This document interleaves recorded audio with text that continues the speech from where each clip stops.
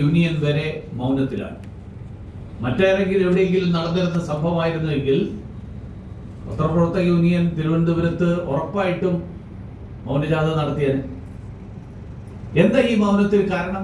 ഈ പ്രശ്നം കാരണം അതിനൊരു കാരണം ബംഗ്ലാദേശിലെ അക്രമങ്ങൾക്ക് മുഴുവൻ നേതൃത്വം നൽകുന്നത് ജമാഅത്തെ ഇസ്ലാമിയാണ്.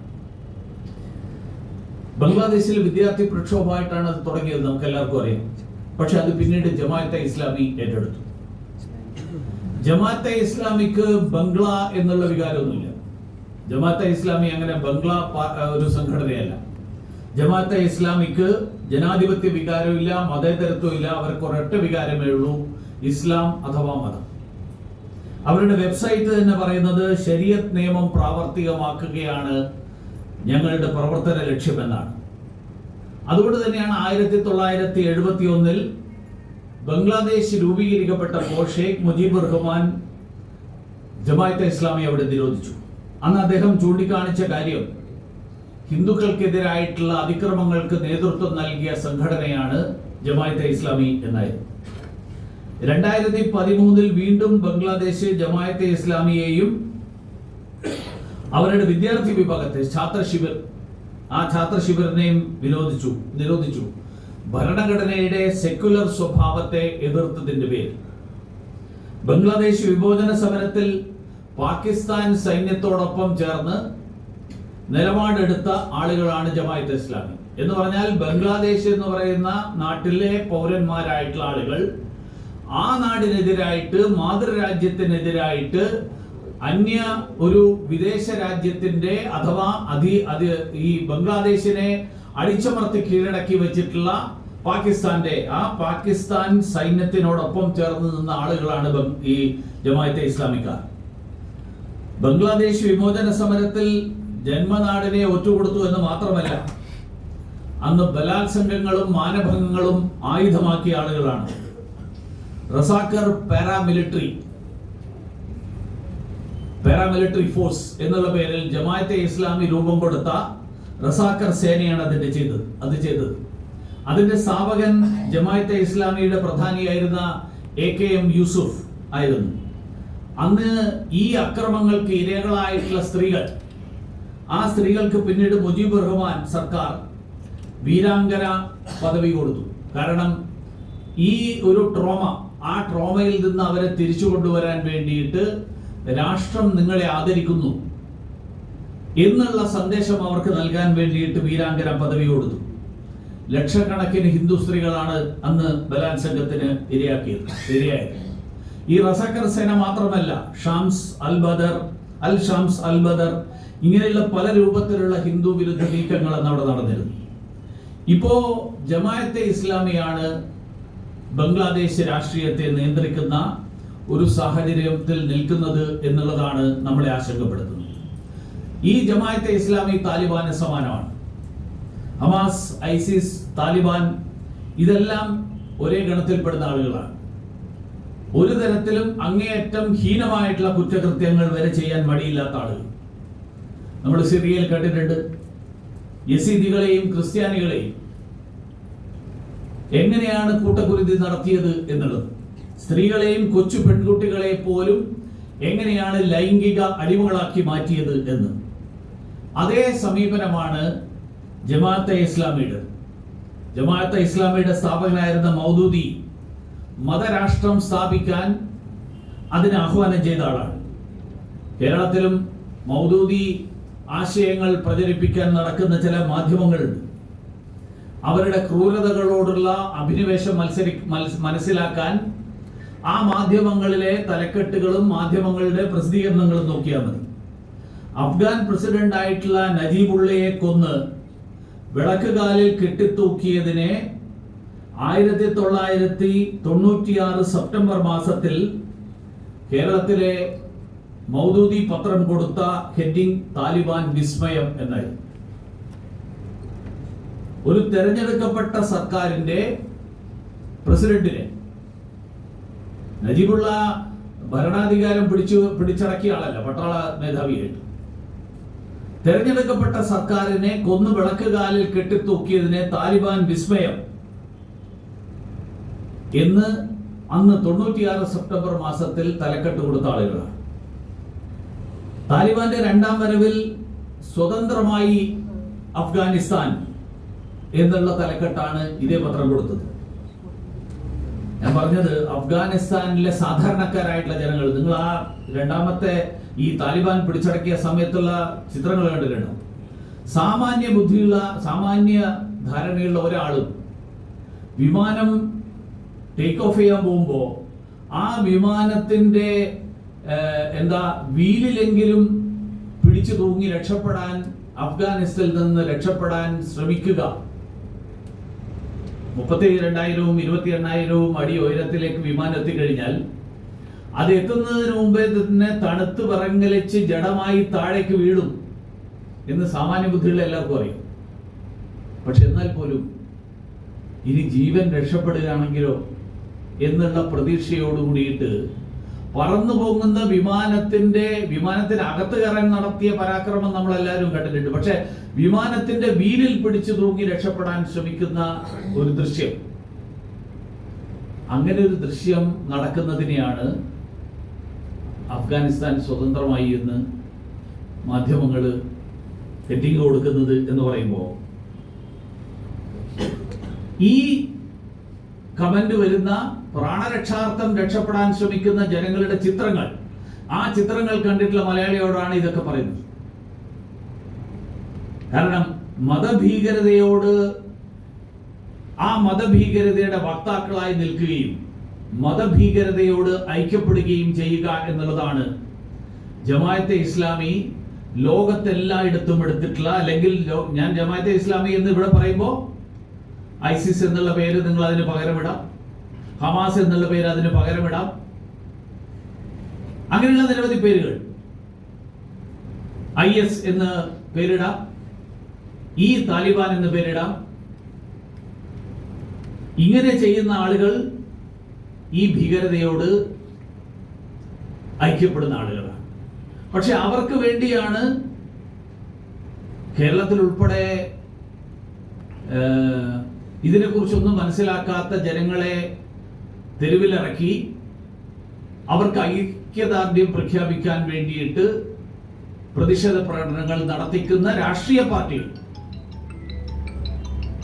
അങ്ങനെയുള്ള രാഷ്ട്രീയ പാർട്ടികൾ പ്രവർത്തിക്കുന്ന ഒരു സംസ്ഥാനമായിട്ട് കേരളം മാറിയിരിക്കുകയാണ്. ഇപ്പൊ ഈ തരത്തിലുള്ള ഒരു സാഹചര്യം, ഇപ്പൊ നേരത്തെ ഇവിടെ CPM-ന്റെ പ്രസ്താവനയെ കുറിച്ച് പറഞ്ഞു. CPM-ന്റെ പ്രസ്താവന വരുന്നത് എപ്പോഴാ? CPM-ന്റെ പ്രസ്താവന വരുന്നത് പ്രധാനമന്ത്രി നരേന്ദ്രമോദിജി യൂനുസിനെ പുതിയ ചുമതല ഏറ്റെടുത്തതിൽ ആശംസകൾ നേർന്നുകൊണ്ട് ആ ട്വീറ്റിൽ തന്നെ വളരെ തുറന്ന് ബംഗ്ലാദേശിലെ മതന്യൂനപക്ഷങ്ങൾ അനുഭവിക്കുന്ന സാഹചര്യങ്ങൾ, പ്രത്യേകിച്ച് ഹിന്ദു സമൂഹം അനുഭവിക്കുന്ന ബുദ്ധിമുട്ടുകൾ, അതിന് പരിഹാരം കണ്ടെത്താൻ ആവശ്യമായിട്ടുള്ള നടപടികൾ ഉണ്ടാകണം എന്ന് പറഞ്ഞതിന് ശേഷമാണ് മനസ്സില്ലാ മനസ്സോടുകൂടിയിട്ടുള്ള ഒരു പ്രസ്താവന. അപ്പോഴും നമ്മുടെ പ്രതിപക്ഷ നേതാവ് എന്ന് പറയുന്ന വ്യക്തി, അദ്ദേഹം ഇതിനെക്കുറിച്ച് അക്ഷരം മിണ്ടിയിട്ടില്ല. കാരണം അദ്ദേഹം സാധാരണ പറയുന്നത് ഞാൻ ന്യൂനപക്ഷ സംരക്ഷണത്തിന്റെ ഏറ്റവും വലിയ വക്താവാണ്.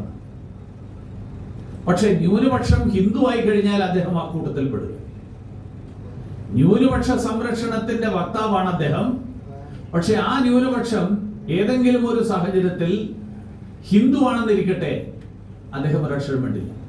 അതാണ് ഇപ്പോൾ ബംഗ്ലാദേശിന്റെ കാര്യത്തിൽ സംഭവിച്ചത്. പിണറായി വിജയനും ന്യൂനപക്ഷത്തിന്റെ വലിയ വക്താക്കളായിട്ടാണ് എല്ലായ്പ്പോഴും പറയുന്നത്. പക്ഷേ ഹിന്ദു ന്യൂനപക്ഷം പീഡനത്തിനിരയാകുമ്പോൾ, ഹിന്ദു ന്യൂനപക്ഷം അക്രമത്തിനിരയാകുമ്പോൾ രാഹുൽ ഗാന്ധിക്കും പിണറായി വിജയനും ഒന്നും വായിൽ നാവുണ്ടാവില്ല. ഇപ്പോ പാർലമെന്റിൽ നിങ്ങൾ ഈ കഴിഞ്ഞ ദിവസം ബഹളം കണ്ടു. ഈ വഖഫ് ബോർഡ് എന്ന് പറഞ്ഞാൽ ആരാധനാലയത്തിന് സമാനമാണ് എന്നുള്ള ധാരണ പരത്തിക്കൊണ്ട് ക്ഷേത്രങ്ങളെ പോലെ ക്ഷേത്രങ്ങൾ നിയന്ത്രിക്കാൻ ഹിന്ദു വിശ്വാസിയല്ലാത്ത, ക്ഷേത്ര വിശ്വാസിയല്ലാത്ത ഒരാളെ അതിനു വേണ്ടിയിട്ടുള്ള കമ്മിറ്റിയിൽ വെച്ച് കഴിഞ്ഞാൽ നിങ്ങൾ അംഗീകരിക്കുമോ എന്ന് ചോദിക്കുന്ന ആളുകളുടെ ദുഷ്ടലാക്ക്. വഖഫ് എന്ന് പറഞ്ഞാൽ ഹിന്ദുക്കൾക്ക് ക്ഷേത്രം എന്താണോ അതേപോലെയുള്ള ഒരു സാഹചര്യമാണ് മുസ്ലിം സമൂഹത്തിന് വഖഫ് എന്നുള്ള തെറ്റിദ്ധാരണ പരത്തലാണ്. വഖഫ് എന്ന് പറഞ്ഞാൽ ആരാധനാലയവുമായിട്ട് ബന്ധപ്പെട്ടിട്ടതല്ല, പകരം സ്വത്തുവകകളുടെ ഭൂമിയുടെ ഉടമസ്ഥതയുമായിട്ട് ബന്ധപ്പെട്ടുള്ളതാണ് വഖഫ്. അതിന് ആരാധനയുമായിട്ട് ഒരു ബന്ധമില്ല. അതുകൊണ്ട് ക്ഷേത്ര കമ്മിറ്റിയിൽ അഹിന്ദുവായിട്ടുള്ള ഒരാളെ വെക്കുന്നത് പോലെ ഭൂമിയുടെ നിയന്ത്രണത്തിന് വേണ്ടിയിട്ട് നിയമമുണ്ടാക്കുമ്പോൾ ആ നിയമത്തിൽ ഏതൊക്കെ വകുപ്പുകൾ ഉൾപ്പെടണം എന്നുള്ള ചോദ്യത്തിന് ഈ തരത്തിലുള്ള ഒരു ധാരണ മാത്രമല്ല, വഖഫിന്റെ നിയമം അനുസരിച്ച് 95-ലാണെന്നാണ് എന്റെ ഓർമ്മ. 95-ൽ കോൺഗ്രസ് സർക്കാർ കൊണ്ടുവന്ന നിയമം അനുസരിച്ച് കഴിഞ്ഞ ദിവസം ഈ തമിഴ്നാട്ടിലെ ഒരു ഗ്രാമത്തിന്റെ കാര്യം വളരെ വ്യാപകമായിട്ട് എല്ലാവരുടെയും സാമൂഹ്യ മാധ്യമങ്ങളിൽ അടക്കം വന്നിട്ടുള്ളതാണ്. ഒരു ഗ്രാമം മുഴുവൻ വഖഫ് സ്വത്താണ് എന്ന് പറഞ്ഞുകൊണ്ട് അവിടുത്തെ ക്ഷേത്രങ്ങൾ ഉൾപ്പെടെ അവിടുത്തെ ഒരു വ്യക്തി അവരുടെ ഭൂമി വിൽക്കാൻ ചെന്നപ്പോ അവിടുത്തെ രജിസ്ട്രാർ പറഞ്ഞു ഇത് രജിസ്റ്റർ ചെയ്യാൻ പറ്റില്ല, കാരണം നിങ്ങൾ വഖഫ് ബോർഡിൽ നിന്നുള്ള NOC കൊണ്ടുവരണം എന്ന് പറയുന്ന സാഹചര്യത്തിൽ എത്തുന്ന ഒരു സ്ഥിതി. ഇതിന് നിയമപരമായിട്ടുള്ള മാർഗങ്ങളിലൂടെ ആവശ്യമായിട്ടുള്ള അന്യായമായിട്ട് ഈ തരത്തിൽ മറ്റുള്ളവരുടെ ക്ഷേത്രങ്ങളുടെയും മറ്റുള്ളവരുടെയൊക്കെ ഭൂമി കൈയടക്കാനുള്ള സാഹചര്യം ഉണ്ടാക്കുന്ന സ്ഥിതിയിൽ മാറ്റമുണ്ടാക്കാൻ കേന്ദ്ര സർക്കാർ കൊണ്ടുവന്ന നീക്കത്തിനെതിരായിട്ട് നടന്ന ബഹളം നമ്മൾ കണ്ടതാണ്. ആ ബഹളം ഉണ്ടാക്കിയ ആൾക്കാർ പാർലമെന്റിൽ മിണ്ടിയില്ല എന്ന് മാത്രമല്ല, പാർലമെന്റിന് പുറത്തെങ്കിലും ഒരു പത്രസമ്മേളനം നടത്തി ബംഗ്ലാദേശിലെ ന്യൂനപക്ഷ വിഭാഗങ്ങൾക്കെതിരായിട്ട് നടക്കുന്ന പീഡനങ്ങൾ, ആ പീഡനങ്ങളെ കുറിച്ച് ഒരക്ഷരം മിണ്ടിയിട്ടില്ല. ഇതേ ആളുകളാണ് പൗരത്വ നിയമ ഭേദഗതിയെയും എതിർത്തത്. ഇതേ ആളുകൾ പൗരത്വ നിയമ ഭേദഗതിയെ എതിർത്തത് ഇതേ ആളുകളാണ്. പൗരത്വ നിയമ ഭേദഗതി നരേന്ദ്രമോദി സർക്കാർ കൊണ്ടുവന്നത് ഇതുപോലെയുള്ള സാഹചര്യങ്ങൾ, ഈ സാഹചര്യങ്ങളിൽ നമുക്ക് ചുറ്റുമുള്ള രാജ്യങ്ങളിലെ ന്യൂനപക്ഷ വിഭാഗങ്ങൾക്ക് അവർക്ക് അഭയം നൽകാനുള്ള സാഹചര്യം, അനുവാദം ഇന്ത്യക്കുണ്ടാകണം. അതിനുള്ള അധികാരം ഇന്ത്യൻ സർക്കാരിനുണ്ടാകണം, ഭാരതത്തിന്റെ സർക്കാരിനുണ്ടാകണം എന്നുള്ള ലക്ഷ്യത്തിലാണ്. അയൽ രാജ്യങ്ങളിലെ ഇസ്ലാമിക ഭൂരിപക്ഷമുള്ള രാജ്യങ്ങളിൽ നമ്മൾ താലിബാനിന്റെ ഭരണം പിടിച്ചെടുക്കുന്ന സാഹചര്യത്തിൽ അഫ്ഗാനിസ്ഥാനിൽ നിന്ന് കണ്ടു. അഫ്ഗാനിസ്ഥാനിലെ നേരത്തെ ആദ്യത്തെ ശ്രമത്തിലാണ് ബാമിയാൻ ബുദ്ധ പ്രതിമകൾ അടക്കം ആക്രമിക്കപ്പെട്ടത്. ഈ തവണത്തെ ആക്രമണം നടന്നപ്പോഴാണ് അവിടുത്തെ ഗുരുദ്വാരകളിൽ നിന്നുള്ള സിഖുകാർക്ക് ഗുരുഗ്രന്ഥ സാഹിബ് ഉൾപ്പെടെ ഉള്ള അവരുടെ മതഗ്രന്ഥങ്ങൾ അടക്കം എടുത്തുകൊണ്ട് അവർക്ക് പലായനം ചെയ്ത് ഇന്ത്യയിലേക്ക് വരേണ്ടി വന്നത്. അങ്ങനെ വന്നിട്ടുള്ള 10,000-കണക്കിന് ആളുകൾ, മുൻകാലങ്ങളിൽ വന്നിട്ടുള്ള ആളുകൾ, ആ ആളുകള് ദശാബ്ദങ്ങളായിട്ട് ഇന്ത്യയിൽ ജീവിക്കുന്ന ആളുകളാണ്. അവർ ഇന്ത്യയിൽ പൗരത്വമില്ലാത്തതിന്റെ പേരിൽ അവർ രണ്ടാം കിട പൗരന്മാരായിട്ട്, രണ്ടാം കിട വ്യക്തികളായിട്ട് കണക്കാക്കപ്പെടുന്ന സാഹചര്യം ഉണ്ടാകരുത് എന്ന് കണ്ടുകൊണ്ടാണ് അങ്ങനെ ഓടി വന്നിട്ടുള്ള ആളുകൾക്ക് ഇന്ത്യയിൽ പൗരത്വം നൽകാൻ വേണ്ടിയിട്ടുള്ള നിയമം, ആ നിയമം പൗരത്വ നിയമ ഭേദഗതി നടപ്പിലാക്കിക്കൊണ്ട് കേന്ദ്ര സർക്കാർ പാസാക്കിയത്. അന്ന് ആ നിയമത്തിനെ എതിർത്ത ആളുകളാണ് രാഹുൽ ഗാന്ധിയും പിണറായി വിജയനും ഒരുമിച്ച് നിന്നുകൊണ്ട്. ഈ പറയുന്ന വസ്തുത, ഈ പറയുന്ന കാര്യങ്ങളുടെ അടിസ്ഥാനം ഈ അടുത്ത ദിവസങ്ങളിൽ മാധ്യമങ്ങൾ വന്ന് ഇവിടെ പറഞ്ഞു. 1971 ഹിന്ദു ജനസംഖ്യ ഏതാണ്ട് 23% ബംഗ്ലാദേശിൽ. ഇപ്പോഴത് 7.5%. ബംഗ്ലാദേശിൽ ബാക്കിയുള്ള മുഴുവൻ ആളുകളും ഒന്നുകിൽ നിർബന്ധിത മതപരിവർത്തനത്തിന് ഇരയായി, അല്ലെങ്കിൽ കൂട്ടപലായനത്തിന് അവർക്ക് സന്നദ്ധരാകേണ്ടി വന്നു. ഇതേപോലെയാണ് പാകിസ്ഥാനിലും അഫ്ഗാനിസ്ഥാനിലും ഒക്കെയുള്ള പ്രദേശങ്ങൾ, അവിടെയൊക്കെയുള്ള ഹിന്ദു ന്യൂനപക്ഷത്തിന്റെ സ്ഥിതി. ഹിന്ദു ന്യൂനപക്ഷത്തിന്റെ എണ്ണത്തിൽ വരുന്ന കുറവ്, ആ കുറവ് വളരെ വ്യക്തമായിട്ട് നമുക്ക് മനസ്സിലാക്കാൻ സാധിക്കും. അതേസമയത്ത് ഇവരെല്ലാവരും വലിയ ബഹളമുണ്ടാക്കുന്ന ഇന്ത്യയിലെ സ്ഥിതി എന്താ? ന്യൂനപക്ഷങ്ങളുടെ എണ്ണത്തിൽ ഇന്ത്യയിൽ എന്താ സ്ഥിതി? 43% വർധനവാണ് നമ്മുടെ രാജ്യത്ത് ന്യൂനപക്ഷങ്ങളുടെ കാര്യത്തിൽ. കഴിഞ്ഞ ജനസംഖ്യ സ്വാതന്ത്ര്യം കിട്ടിയ നാളെ തൊട്ട് ഇങ്ങോട്ടുള്ള കാലം എടുത്തു കഴിഞ്ഞാൽ 43% മുസ്ലിം സമൂഹത്തിന്റെ ജനസംഖ്യ വർധനവുണ്ടായി. ഹിന്ദു ജനസംഖ്യ 8% കുറഞ്ഞു.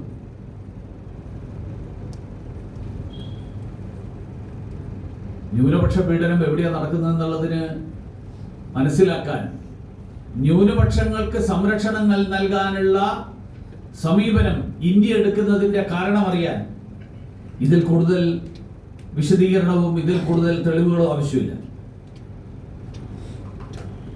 മതതീവ്രവാദം, ആ മതതീവ്രവാദത്തിന്റെ പേരിൽ ഇന്ത്യയെ തകർക്കാൻ പലരും ശ്രമിക്കുമ്പോഴും നമ്മുടെ ശക്തിയെ തകർക്കാൻ സാധിക്കാത്തതിന്റെ കാരണം ഈ രാജ്യത്തെ ഭൂരിപക്ഷം ഹിന്ദു സമൂഹത്തിൽപ്പെടുന്ന ആളുകളാണെന്നുള്ളതുകൊണ്ടാണ്. കാരണം ഹിന്ദു സമൂഹം ഏകം സത് വിപ്ര ബഹുധാ വദന്തി എന്ന് വിശ്വസിക്കുന്നവരാണ്. സത്യം ഒന്നാണ്, പണ്ഡിതന്മാർ പല രീതിയിൽ അതിനെ വ്യാഖ്യാനിക്കാറുണ്ട്. നാനാത്വത്തിൽ ഏകത്വത്തിൽ വിശ്വസിക്കുന്നവരാണ്. അതുകൊണ്ടാണ് ഇവിടെ നമുക്ക് അഭയം നൽകാൻ നമുക്ക് മാത്രമേ സാധിക്കുകയുള്ളൂ. ലോകത്ത് മറ്റാർക്കും ബംഗ്ലാദേശിൽ നിന്ന് പലായനം ചെയ്യുന്ന ആളുകൾക്ക് സംരക്ഷണം കൊടുക്കാൻ കഴിയില്ല. അതുകൊണ്ട് തന്നെ ഈ ബംഗ്ലാദേശിലെ നിലവിലുള്ള സാഹചര്യങ്ങൾ പൗരത്വ നിയമ ഭേദഗതിയുടെ പ്രസക്തി കൂടുതൽ വർദ്ധിപ്പിക്കുക. പൗരത്വ നിയമ ഭേദഗതി, ആ ഭേദഗതി ഏറ്റവും പ്രസക്തമായിട്ടുള്ളതാണ് എന്ന് ഒരിക്കൽ കൂടി വിളിച്ചോതുന്ന സാഹചര്യമാണ്, വിളിച്ചോതുന്ന ഒരു വസ്തുതയാണ് ഇപ്പോൾ ബംഗ്ലാദേശിൽ നടന്നിട്ടുള്ള സംഭവങ്ങൾ നമ്മളെ ഓർമ്മിപ്പിക്കുന്നത്. കാരണം മതത്തിന്റെ പേരിൽ കൊല്ലിനും കൊലയ്ക്കും ബലാത്സംഗങ്ങൾക്കും ഒക്കെ ഇരയാവുന്ന ജനങ്ങൾക്ക് അവർക്ക് പ്രതീക്ഷയുടെ കണികയാണ് പൗരത്വ നിയമത്തിൽ നമ്മുടെ സർക്കാർ വരുത്തിയിട്ടുള്ള, കേന്ദ്ര സർക്കാർ, ഇന്ത്യൻ സർക്കാർ വരുത്തിയിട്ടുള്ള ഭേദഗതി. അതിനെ എതിർക്കുന്ന ആളുകൾ, ആ ആളുകളോട് വളരെ മിതമായിട്ടുള്ള ഭാഷയിൽ ചോദിക്കാൻ ആഗ്രഹിക്കുന്നത്, ഹിന്ദു ന്യൂനപക്ഷമായി കഴിഞ്ഞാൽ ന്യൂനപക്ഷങ്ങൾക്ക് സാധാരണ മറ്റേ ലോകത്തിൽ എല്ലായിടത്തും ന്യൂനപക്ഷങ്ങൾക്ക് ലഭിക്കേണ്ട അവകാശങ്ങളും അവർക്ക് ലഭിക്കേണ്ട പരിഗണനയും, ആ പരിഗണന ഹിന്ദു ന്യൂനപക്ഷമായി കഴിഞ്ഞാൽ അത് നിഷേധിക്കണം എന്നുള്ളതാണോ നിങ്ങളുടെ നിലപാട്? ഹിന്ദു വിശ്വാസികൾക്ക് ഒരവകാശവുമില്ല എന്നുള്ളതാണോ നിങ്ങളുടെ നിലപാട്? ക്ഷേത്രങ്ങളിൽ പോകുന്നതിന്റെ പേരിലും ദേവീദേവന്മാരെ പൂജിക്കുന്നതിന്റെ പേരിലും സനാതന ധർമ്മപാതയിൽ ജീവിക്കുന്നതിന്റെ പേരിലും ഒക്കെ നൂറുകണക്കിന് ആളുകളെ കൊന്നു തള്ളിയ ആളുകളോട് നിങ്ങൾ സ്വയം അവരോട് ഐക്യദാർഢ്യം പ്രഖ്യാപിക്കുന്ന ഒരു സാഹചര്യത്തിലാണ് ഇന്ന് നമ്മുടെ രാജ്യത്തെ രാഷ്ട്രീയ പാർട്ടികളും ഈ പറഞ്ഞ പല പേരുകളിൽ അറിയപ്പെടുന്ന മതഭീകരതയുടെ വക്താക്കൾ, അത് ഹമാസ് ആവാം, താലിബാൻ ആവാം, ഐസിസ് ആവാം, ജമാഅത്തെ ഇസ്ലാമി ആവാം, ഈ ഏത് പേരിൽ അറിയപ്പെട്ടാലും ശരി, അവരോട് ഐക്യദാർഢ്യം പ്രഖ്യാപിക്കുന്ന ആളുകൾ, ആ ആളുകൾ ഈ സമീപനമാണ് എടുക്കുന്നത്.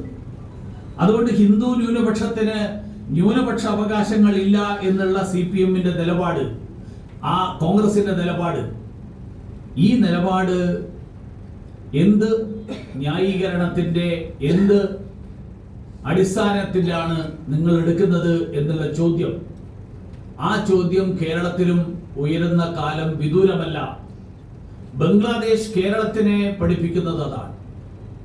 ബംഗ്ലാദേശിലെ സംഭവങ്ങൾ കേരളത്തിലെ ഹിന്ദുക്കളെയും കേരളത്തിലെ രാഷ്ട്രീയ പാർട്ടികളുടെ മുന്നിൽ ഈ സാഹചര്യങ്ങൾ ഉയർത്തുന്ന ചോദ്യങ്ങൾ, ഈ സാഹചര്യം നമ്മളെ ചിന്തിപ്പിക്കുന്ന കാര്യങ്ങൾ, അത് ഈ പറയുന്ന കാര്യങ്ങളാണ് എന്നാണ് എനിക്ക് ഈ സന്ദർഭത്തിൽ ഈ ചർച്ചയിൽ പങ്കെടുത്തുകൊണ്ട് സൂചിപ്പിക്കാൻ ആഗ്രഹിക്കുന്നത്.